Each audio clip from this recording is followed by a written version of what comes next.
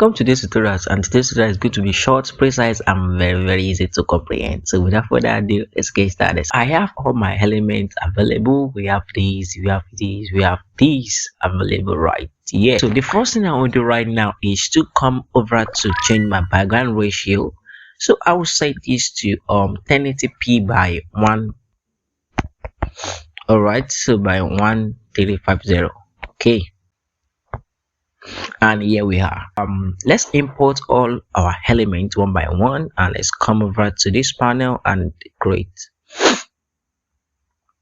So we have this. Okay, so let's bring in the rest of the thing we want to use. Okay, so we have this as well. All right. Okay, so before we do anything, so let's disable this. All right, so we have these available. Come over right here. Okay, and let's do something like this. So come over to shape and let's create shape. All right. Okay, so that's okay. So come over to rotate and let's give it -6 rotation. All right, so here we go. That's it. So the next thing to do now is to come over to layers and let's lock all these we are not using anymore.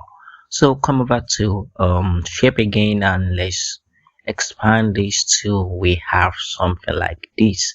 All right, then come over to color and let's change it to red.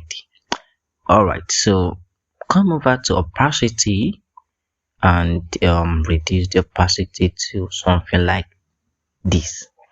Okay, good. So to come back to layer and let's place this below what we have here. All right, here we go. So the next thing now to do is to begin to design up our layers one by one. So the first thing I will do right now is to come over to shape again. All right, so shape and just pay very good attention here. And the reason why I'm going to do this is because of something in graphic design that is called print bleeds. So it's very important to know what that is called. Obviously that's what is showing right on the screen right now.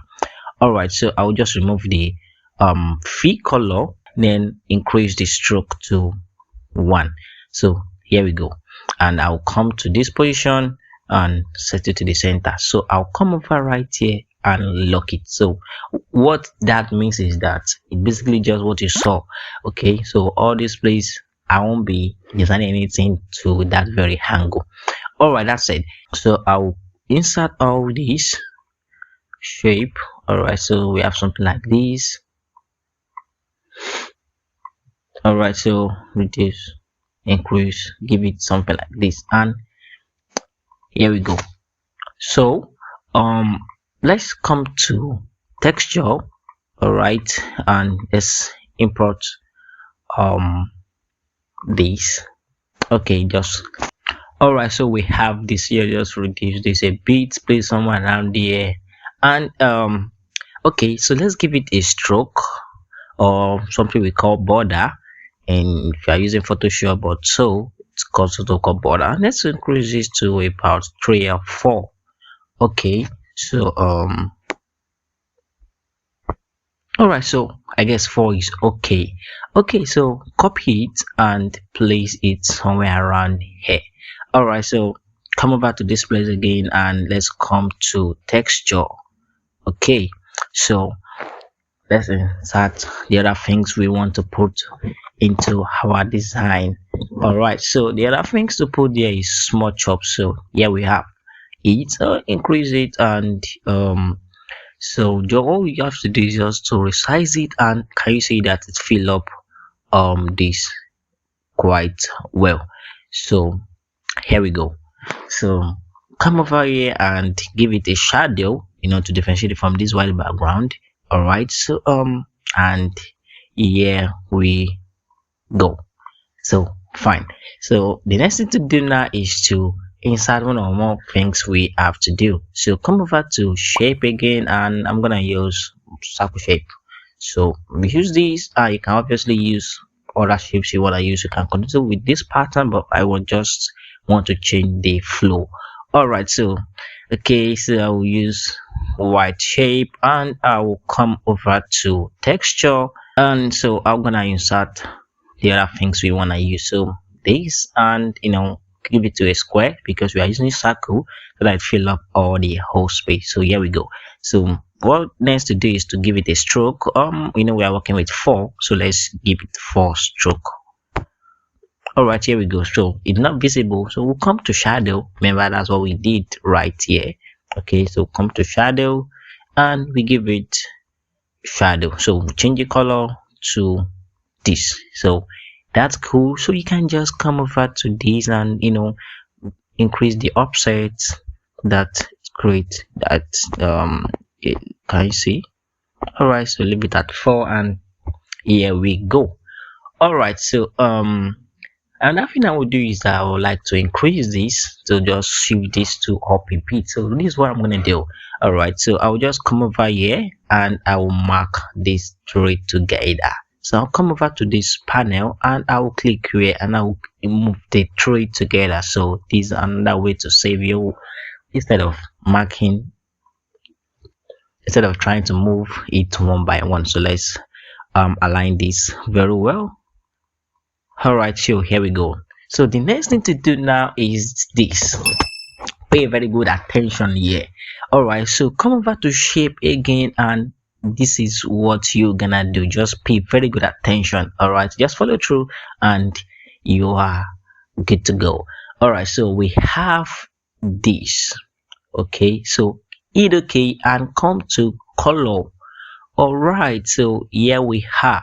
So come to gradient. I already have this, my awesome gradient here available, so I'm just going to use this. Okay, so this is what I'm going to use. All right, or obviously let me use this. Okay, so hit OK, and what you have to do now is to bring it down here. Oh, good. So come to opacity. All right, and reduce the opacity to somewhere around here. All right, so the next thing to do is just very simple. Pay very good attention. Something important is right to happen. All right, so what I will do is I'll just import some of things needed. All right, so I'll just expand this, but the way to do that is to come back to respective size and increase it to 100. So here we go. Now pay very good attention to what I'm about to say right here. Notice something, that if you check this place, this is aligned together. So if you turn on this grid line, and let's move this to this point. All right, so if you move this, can you see that they are all in a straight line? So this is a principle in graphic design called alignment. So this is definitely what you have to use in your graphic design. And if you notice something, that there are a lot of space right in my design, so it is called negative space. Using negative space in your design gives it a more balanced and professional. All right, so there's something I'm explaining right here which I needed to get. Okay, so this is what I'm saying. Let's assume, or let's say I create a new text, and I obviously insert what I have wanted to insert before. So let's say this is for the example, and hit OK. Can you see something? No, so I'm going to change the color to white, and just pay attention to what I'm trying to say. Okay, and let's place it wrong way around it to explain what to do. Remember, this is in italicized, so let's italicize all this. All right, just come to style. Let's say I italicize this now, and if I rotate this, can you see? Let's say I rotate. Can you see it's not coming out cool? Can you see this? It's not. Look at the difference. Can you see the difference now? It's not straight. So if I turn on this now, can you see this? Can you see very different? It's very, very different to what we have right here. So what you have to do is this. So if you look closely, you see that, let's say we rotate this. If you notice that, so this is what we do after the choice of color. So this color for birthday flyer often depends on the theme and something like that. So you give it a new stuff. So this example of what I'm trying to say. So let's just say from colors, right? So delete all this, okay, and